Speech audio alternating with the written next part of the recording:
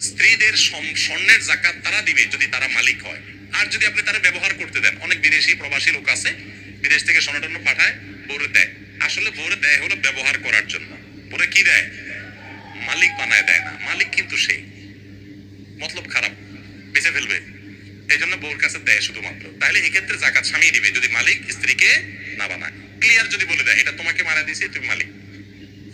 অবশ্যই সে যদি এটাকে যত্র বিক্রি করে টাকা পয়সা নষ্ট করে, যেমনি সেমনি খেয়াল খরচ করে, স্বামী হিসাবে অবশ্যই তিনি তাকে পরামর্শ দিবেন। সেটা হবে হিতাকাঙ্ক্ষী সুলভ, সেটা খবরদারি সুলভ না। তাহলে স্ত্রীর গহনা জাকাত স্ত্রী দিবে। এখন প্রশ্ন হলো স্ত্রী গহনা জাকাতে দিবে, বেচারি টাকা পাবে কই? উত্তর হলো মোহর দেন নাই নিশ্চয়ই।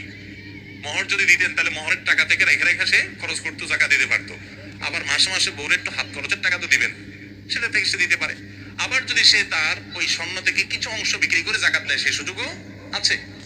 স্বামী যদি তার জাকাতটা দিয়ে দিতে চায় সেই সুযোগও আছে, তবে তাকে বলতে হবে যে তোমার স্বর্ণের জাকাত